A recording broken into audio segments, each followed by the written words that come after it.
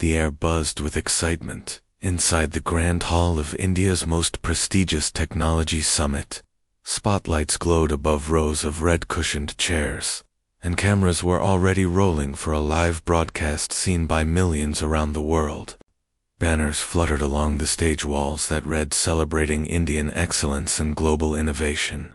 Giant screens displayed the shining faces of honored guests, including one man whose name had become a symbol of global tech leadership, Sundar Pichai, CEO of Google. Everyone expected something memorable that day. Reporters whispered eagerly.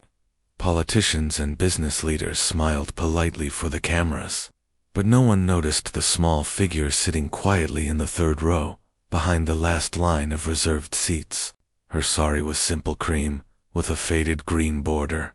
Her hands rested in her lap, worn and still. She did not try to wave.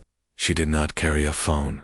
She simply watched. Her name was Lakshmi Pichai, and no one had invited her on stage. Sundar, dressed in his usual humble black jacket and white shirt, sat beside Prime Minister Narendra Modi.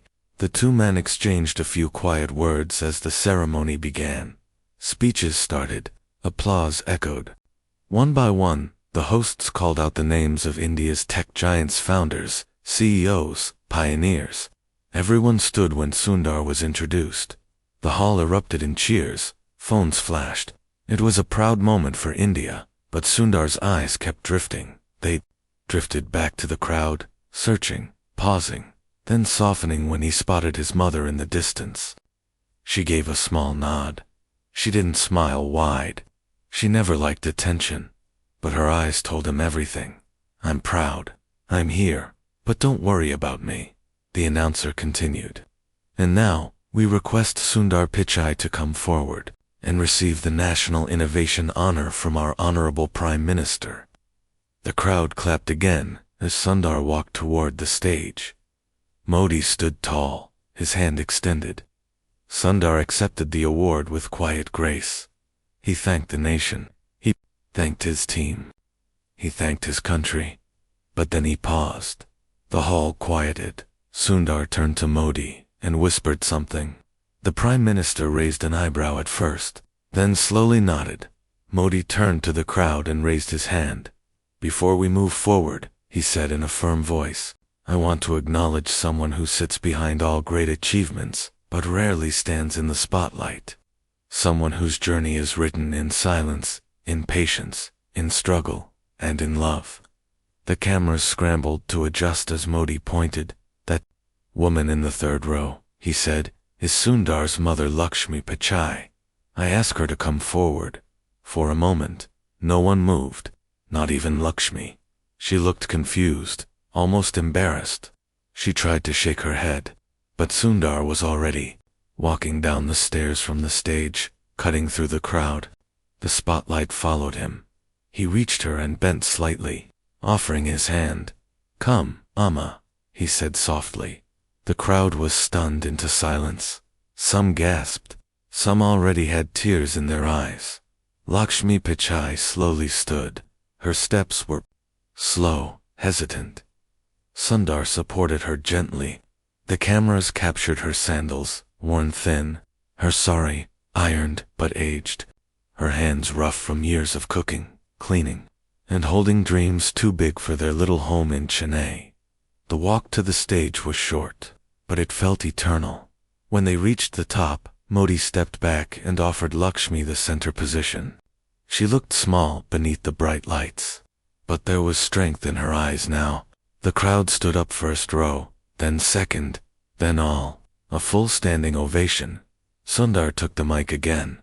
"When I was a boy," he said slowly, "we didn't have a refrigerator. I used to wait for my father to come home on his cycle, so we could make one phone call from a public booth. But amma never let me feel small. She gave me big dreams in a small kitchen. She taught me that dignity does not come from what you wear, but how you carry your soul." His voice broke for a second. "This award belongs to her." The applause became thunder. Even those who didn't know who she was, who hadn't noticed her all day, now couldn't take their eyes off her. Some of the most powerful people in the country were clapping for a quiet mother who had sat in silence until someone saw her. And in that moment, Lakshmi didn't need a crown, a microphone, or a headline. She had her son's hand in hers, and she had the truth shining through every proud tear in her eyes. That was enough. The applause finally faded, but the feeling in the room did not. Lakshmi Pichai stood beside her son and the Prime Minister. Overwhelmed by lights, cameras, and the sudden rush of attention, her hands trembled just slightly, but her face remained calm. Sundar still held her hand, not letting go. She had always supported him through life's storms. Now he stood firm for her. As they walked off the stage together, journalists rushed to capture the moment. But Lakshmi did not speak. Sundar shielded her from questions.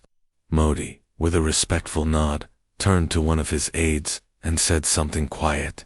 Soon after, a special chair was brought and placed near the front row just for her. She sat again, quietly, and watched as the program continued. But this time, everyone in the room knew who she was. The next speaker, a tech entrepreneur, began his speech by saying, "We often forget the sacrifices behind success. Today, Lakshmi ji reminded us that silent strength is the foundation of greatness." The audience clapped again, after the event, as the crowd poured out. Sundar gently guided his mother to a quiet side corridor.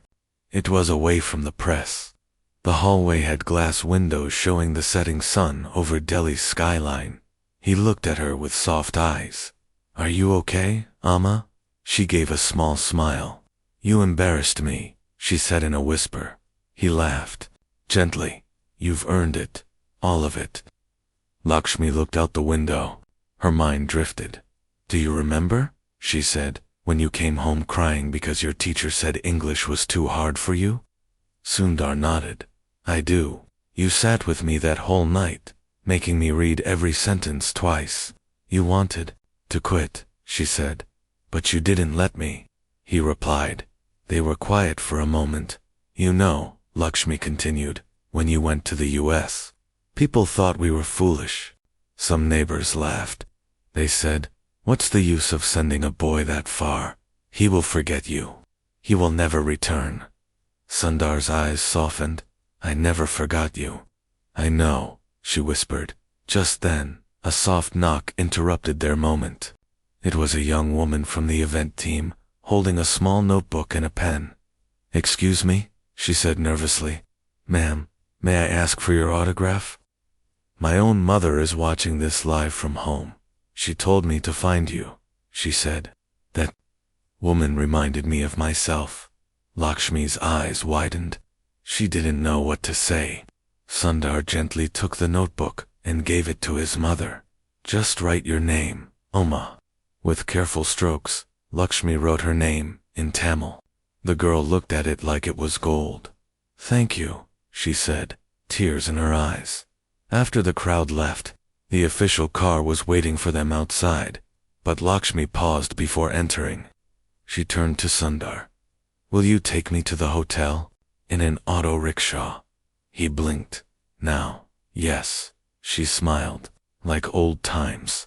Without hesitation, he smiled. He walked past the black government car and waved down a yellow and green auto from the roadside. The driver's eyes went wide when he saw who had entered his vehicle.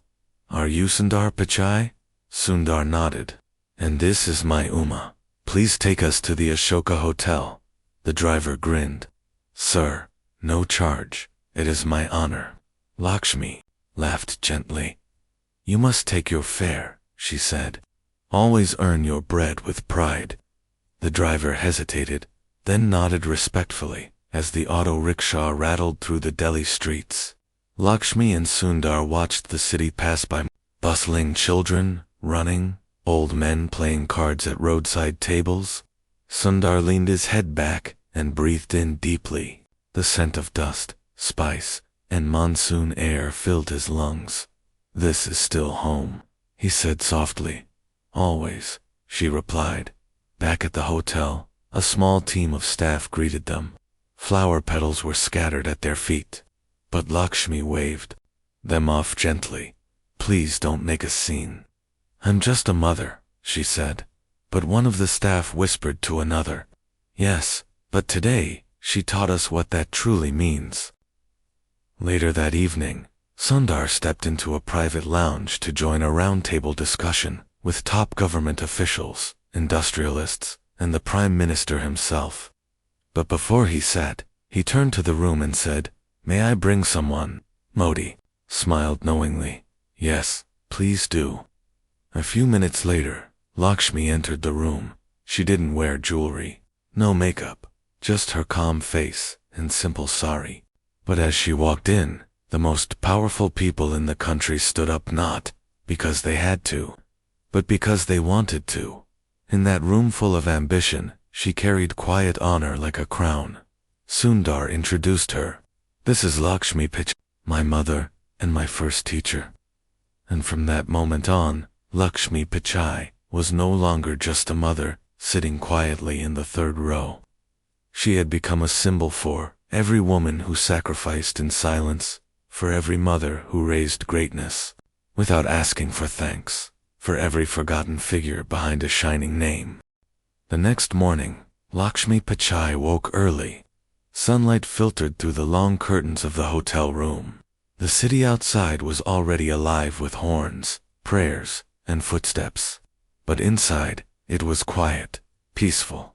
Sundar was still asleep on the couch despite having a suite with multiple rooms. He had insisted she take the bed. Some habits never change, no matter how powerful a person becomes. Lakshmi sat by the window, holding a cup of plain tea, her fingers wrapped around it, warm, but steady.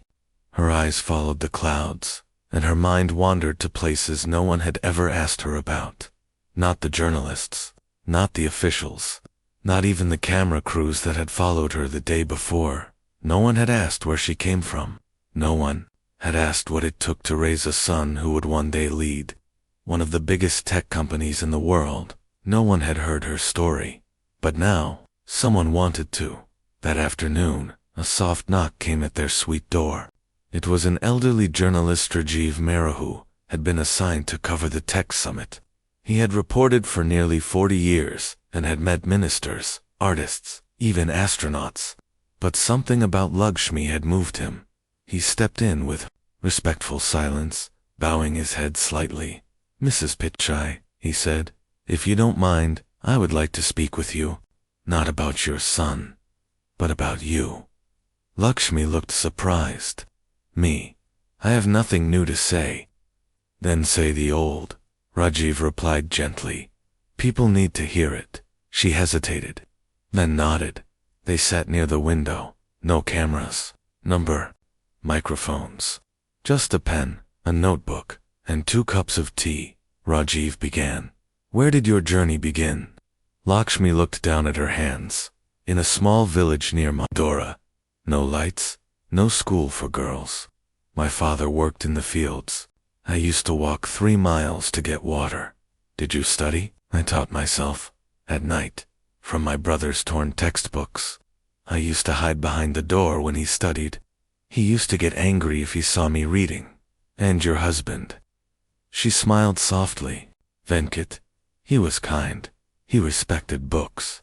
We moved to Chennai after marriage. He worked in the railways. We had little, but we always shared." How was Sundar as a child? Her eyes brightened. Quiet, very quiet, always curious. Once, he took apart our ceiling fan with a spoon just to see how it worked. I scolded him so much, but later, he fixed it better than before. Rajiv smiled. And when he first left for the US, Lakshmi grew still. "I cried in the kitchen," she said. "I did not want him to see. I packed rice and pickles in his bag. They stopped him at the airport because it leaked. He called me later and said, 'Amma.' They searched my suitcase, and now my clothes smelled like home." The room fell into a gentle silence. "Were you ever afraid he would forget his roots?" Rajiv asked. Lakshmi shook her head. "No, because roots are not in soil. They are in the heart. I raised him not to remember me, but to remember kindness. Rajiv wrote quietly, his hands trembling slightly. Then he looked up and asked, "What would you say to the mothers watching you now, across this country, who feel invisible?" Lakshmi was quiet for a long time. Then she said, "You are not invisible. You are the light others walk by. Even if they never stop to thank you, they see you, and your strength becomes their strength." Rajiv stopped writing. He folded his notebook. "Thank you, Mrs. Pichai. I came for a story. I think I found a lesson." That evening, Rajiv published a column titled, "The Quiet Light of Lakshmi Pichai." It didn't use fancy words or political tones. It just told the truth. Within hours, it spread like wildfire. Mothers across India, across the world shared it. Some cried. Some wrote letters. Some whispered prayers of gratitude. Lakshmi had not planned to become a symbol, but she had become one. Later that night, Sundar joined her by the window again. She was still in her simple sari, still holding her plain tea. "The whole internet is talking about you, Amma," he said, smiling. She looked at him with amusement. "Why?" "Because you reminded people what matters." Lakshmi sipped her tea. Tea tastes the same. Attention does not change flavor." They both laughed quietly. Then Lakshmi grew serious. "Sundar," she said, "promise me something, anything, when the world claps for you. Never forget who clapped first, when no one else did." He nodded slowly. "I promise." Outside, fireworks began in the distance. Someone celebrating an event, a wedding maybe. The city was alive. But in that hotel room, the real celebration was quiet. It lived in words, in memory, in promises kept between mother and son. The next morning, Delhi's newspapers were different. They did not carry just stock market charts or political headlines.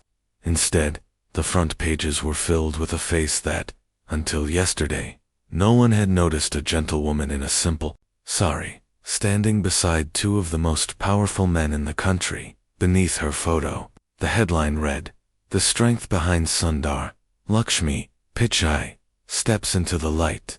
Millions of readers paused. Some were executives sipping coffee in corner offices. Some were housewives folding laundry. Some were girls on city buses with dreams bigger than the sky. They all stopped. They all read. And for once, they all saw her. Inside a small home in a dusty lane of Madurai, an old woman wiped her glasses and looked closely at the photo. It was her old student Lakshmi, the girl who used to sneak books from her brother's desk. "I always knew she would do something great," she whispered, voice shaking. In a government school in Pune, a teacher printed the article and pinned it to the bulletin board. She called her students together. "This," she said, "is what real success looks like.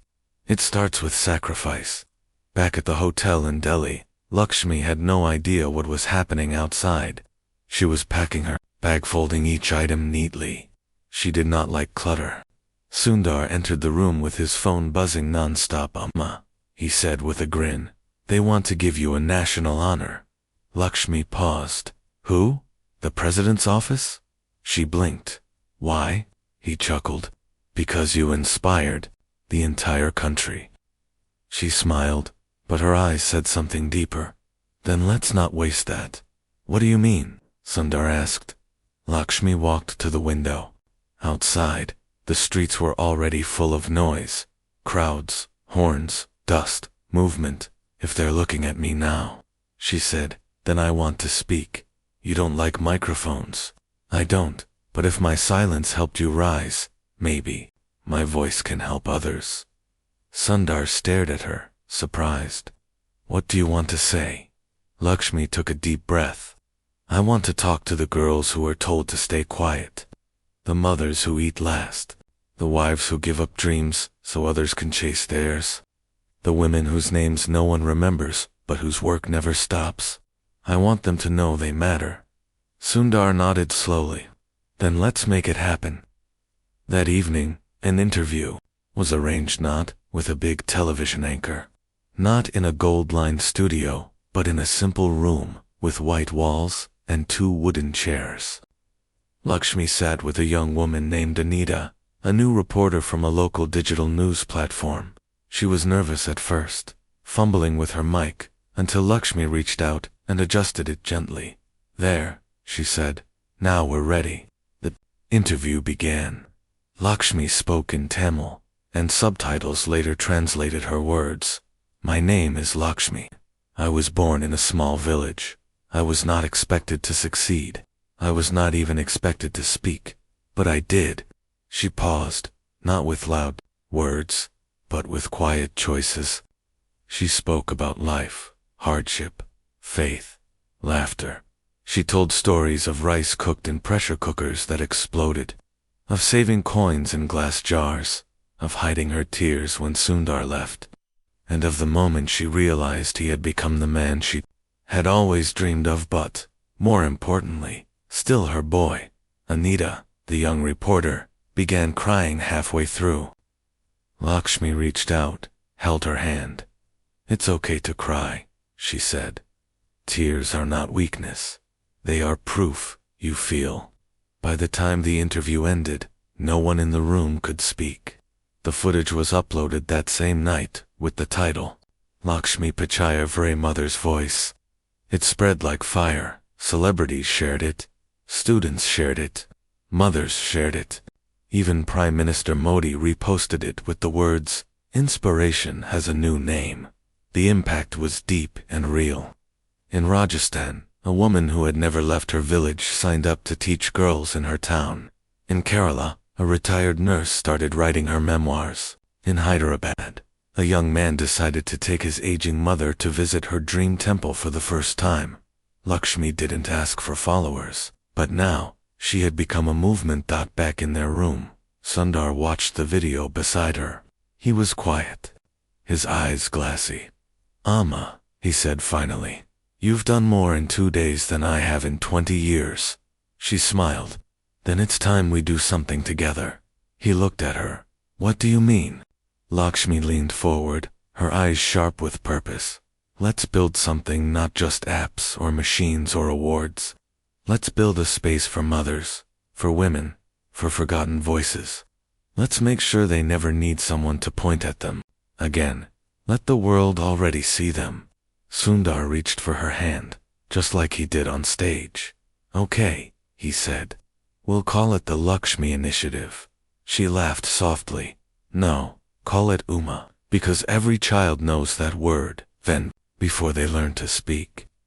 Outside, the moon rose over Delhi, quiet and full, and in one hotel room, a mother's dream was just beginning. The news of the Amma initiative spread like sunlight spilling through a window long shut. It started with one quiet announcement on Sundar Pichai's social media. No fancy graphics, no big slogans. Just a picture Lakshmi sitting cross-legged on a floor mat, speaking to a group of women in a dusty village courtyard. The caption read, "They've always listened. Now it's our turn to listen to them." Within minutes, the internet lit up. What was the UMA initiative? It was not a company, not a charity, not a foundation with cold boardrooms and marble floors. It was something simpler, deeper. It was a promise. A promise that no woman, no mother, wife, teacher, or daughter would be left unheard. Again, it began with community centers, small ones, each with one room, one ceiling fan, a few chairs, and an internet connection. The goal was simple: give women a voice, train them in digital tools, teach them financial basics, let them record their stories, help them connect with one another, across states, across languages, across silence, and at the heart of each center was the name, not Lakshmi, not Pichai, just Uma, because every village had one. Every home had one, and every heart had one. The first center opened in Chennai, in a small rented building just 3 lanes away from where Lakshmi once lived. She insisted on going herself. The streets were crowded, and the sun was hot, but she didn't care. She walked the last 100 steps on foot, her sandals dusty, Her sari plain. Hundreds had gathered, girls holding flowers, elders sitting on steps, vendors watching from behind carts. No one pushed, no one shouted. They just waited quietly, respectfully as she stood before the door. Lakshmi folded her hands. She bowed her head, and then she said, "This door is not just for me. It's for every woman who never got to knock." She pushed it open. Inside, the center was small, but warm. Posters lined the walls, showing famous women from history, but also mothers from the local area who had raised teachers, artists, nurses, and mechanics. There was a desk with 2 old laptops, a tea corner, and a bookshelf filled with blank notebooks. Lakshmi turned to the crowd. "These notebooks," she said, holding one up, "will be filled with dreams. Not my dreams, your dreams." A girl from the crowd raised her hand. She was about 12. "Amma," she asked shyly, "can I write a poem in here?" Lakshmi's face lit up. Double quotes. "Yes," she said. "Write what your heart wants to say. Even if no one reads it now, one day, someone will." The crowd clapped gently. No loud cheers, just the sound of hands meeting in quiet approval. That night, the center stayed open past sunset. Women came and went. Some brought their daughters, some came just to sit, some came to speak, and for the first time in years, many of them said things they had never said out loud. "I want to start a tailoring shop. I used to dance before marriage. I can fix phones. I just need a chance." Lakshmi listened to each one, never interrupting, never rushing. A volunteer whispered to her later, "You've changed them." Lakshmi smiled faintly. "No, I just reminded them who they already were." Meanwhile, Sundar worked on the technical side. He partnered with local organizations, helped set up offline learning modules, provided funding to train women in coding, language, business, and basic legal rights. But every step of the way, he stayed in the background. "This is Amma's light," he said. "I'm just helping carry it." Soon, more centers opened, in Kolkata, in Lucknow, in Coimbatore, and then, across borders, Sri Lanka, Nepal, Bangladesh, even small towns in the US and South Africa, where Indian women had migrated years ago. Stories poured in. A mother of 3 in Patna became a local radio voice, sharing life advice every evening. A widow in who once feared using phones now taught digital safety to village girls. A group of older women in Kerala created an online cooking channel that went viral, and always before each woman spoke, she would smile and say, "My name is, but you can call me Amma." Lakshmi never asked for credit. She never gave speeches at large hotels, but her name was on everyone's lips, not just as a mother of Sundar Pichai, not even as an icon, but as a mirror that helped millions of women see themselves for the first time one evening. Back in Delhi, Lakshmi was invited to a large international summit on gender equality. It was a high-level event, world leaders, policymakers, even celebrities. The stage was bright, the air was cool, everything was perfect. When it was her turn, she walked up with no notes, no paper, no written speech. She looked at the crowd and said one line, "If you truly want to change the world, then first, listen to its women." There was silence. Then, a wave of applause that didn't stop for minutes. Afterward, a famous foreign journalist approached her. He said, "You could have been anything, a minister, a CEO. Why choose to be just a mother?" Lakshmi smiled, the same soft smile that had shaken the world. "Because sometimes," she replied, "being just a mother is the most powerful thing of all." The sun was setting over Chennai's skyline. Golden light touched the rooftops, filtered through trees, and scattered gently over a small gathering in a courtyard near the old neighborhood, where Lakshmi Pichai once lived. No banners, no loudspeakers, no media trucks, just people, women from nearby villages, children in their school uniforms. a few older men sitting quietly under 9 trees, and at the center, a small platform made of wood, with just one chair placed on top. The Amma initiative had turned 1 year old. The first center, the one she had opened with her own hands, now had 5 rooms, a library, computers, and a wall, covered in framed portraits not of politicians, not of famous leaders, but of local women whose stories had moved others. Stories of bravery, of quiet rebellion, of love that endured, and of change that began with a whisper. Lakshmi arrived late in the afternoon. She walked with her usual grace, dressed in a cotton sari, carrying no bag, no title, no guard, just herself. The crowd rose, not in ceremony, but in affection. Girls came forward to hug her. Grandmothers touched her feet. Mothers brought sweets. Everyone smiled not because they had to, but because they wanted to. As she sat down on the wooden chair, a little boy approached with a book in his hand.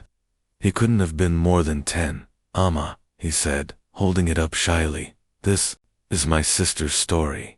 She wanted to be here, but she's sick. Can I read it for her?" Lakshmi leaned forward. "Yes, my child. Go ahead." The boy opened the notebook and began in a soft, clear voice. "My name is Kavetha. I used to think dreams were for rich people. But when Oma came to our village, she told me to speak mine out loud, so I did. I said I wanted to be an engineer. I said it even though I was scared." Amma smiled and said, "Good. Now you've started. Don't stop. Today I go to computer class. I help other girls in my school, and I've stopped being afraid." By the time he finished, even the older women had tears in their eyes. Lakshmi stood slowly and took the boy's hands in hers. "Tell your sister," she said gently, "that she has already begun, and that I am proud of her." Later that evening, Sundar arrived quietly.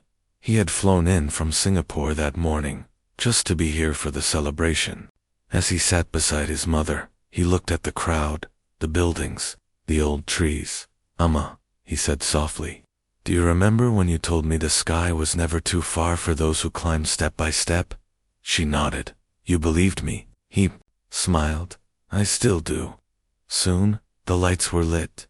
A single lantern was passed from hand to hand, until the whole courtyard glowed with tiny flames. It was a tradition, now at every Ummah center around the world. Lanterns would be lit once a year, in memory of all the women who gave, without asking, who helped, without boasting, who built, without being seen. Lakshmi held the last lantern in her lap before handing it to a little girl sitting alone. "Your turn," she whispered. The girl took it, eyes wide with wonder. In the distance, fireworks crackled from a different celebration in the city, but no one paid attention. Their eyes were on this moment, this circle of warmth, this gentle light. The next morning, back at the hotel, Sundar was packing again. Meetings waited. Planes needed to be caught. But before he left, he found his mother sitting by the window once more, sipping her plain tea. He sat beside her. "Amma," he said, "they want to name a new government school after you, and a street, and maybe even a foundation. But they're asking for your approval." Lakshmi looked thoughtful. "I don't need my name on stone," she said softly. "But people want to remember you," he replied. She turned to him with a peaceful smile. "Then let them remember what I stood for, not just what they called me." He was silent. "Then what do we tell them, Amma?" he asked gently. She looked outside, at the morning sun rising over the rooftops. "Tell them," she said, "to listen to the quiet ones, to raise the ones who bend so others may rise, to teach their daughters that being kind is not weakness, and that being strong does not require shouting." She reached for his hand. Her grip was firm. "Tell them that every time they speak with courage, help with love, or lift someone in silence, I am already remembered." Sundar held her hand tight, no longer the CEO of a global tech empire, no longer the man who stood beside world leaders, just a son, shaped by the soft force that built his world. the world would go on to name scholarships, centers, streets, and awards after Lakshmi Pichai. But the most powerful name remained simple, universal, undying. Amma, the name every child says with their first breath, the name the world remembered, because one woman sat in the third row, unseen, until kindness made her visible and love kept her unforgettable. The Amma initiative had grown far beyond anything Sundar or Lakshmi had imagined. There were now centers in over 20 countries, offering learning, healing, and belonging. Thousands of women had found their voices. Children named their dreams after it. The word Amma had become a symbol, simple, powerful, and rooted in something every human heart understands. But Lakshmi, the soul behind it all, remained unchanged. She still lived simply, still woke early, still sipped tea in silence, still replied to every handwritten letter that came from women who saw her as family. She never spoke of greatness, never acted like a leader. She simply called herself Amma, and let that be enough, until, one winter morning, when the house staff found her in her chair by the window, eyes closed, a soft smile on her face, a half-empty cup of tea rested beside her, a small notebook lay on her lap. The pen was still warm. Lakshmi Pichai had passed away peacefully in her sleep. She was 80-1. The news broke across the world like a soft wave, not with panic, not with sorrow, but with a gentle silence that filled people with stillness. There were no breaking headlines in red, no sirens, just candles, poems, old women whispering her name with love, little girls lighting lamps, men pausing in their busy routines to tell their mothers, "Thank you." At Google headquarters, a giant photo of her smiling face was placed in the center hall, not as the mother of Sundar, but as Amma to the world. In Chennai, at the original Amma Center, crowds gathered with flowers. They didn't speak loudly. They simply sat, wept quietly. Remembered. Prime Minister Modi tweeted, "She reminded us that dignity wears no crown, and that love needs no stage." But the moment that moved the world most was when Sundar appeared in front of the largest Amma Center, now a 2-story building full of learning and life. He stood on the same wooden platform where his mother once sat. His face looked tired, not from work, but from the kind of ache that only sons understand. He held up the small notebook found in her lap. "She never meant anyone to read this," he said softly, "but I found something in it, and I think it was meant for all of you." He opened the last page and began to read. "Dear child, if you're holding this, I am likely gone. Don't be sad. I had a full life, and I saw more love than I ever asked for. I've seen the world change. I've seen girls rise who were once told to sit. I've seen mothers become leaders. I've seen the smallest hands build the biggest futures. But if you remember anything about me, let it not be my name or face. Remember this: never underestimate your softness. The world will try to harden you. Don't let it be the warm tea, the quiet hug, the voice that says, 'I believe in you' when no one else does. And one day, when someone tells you that you are just a mother, smile, because they do not yet understand what that truly means. With all my love, always your Amma." No one moved for several minutes. Even the children were silent. Sundar closed the notebook and whispered, "She lived like a whisper, but she left behind an echo the world can never forget." A week later, the Indian government honored Lakshmi Pichai with a posthumous civilian award.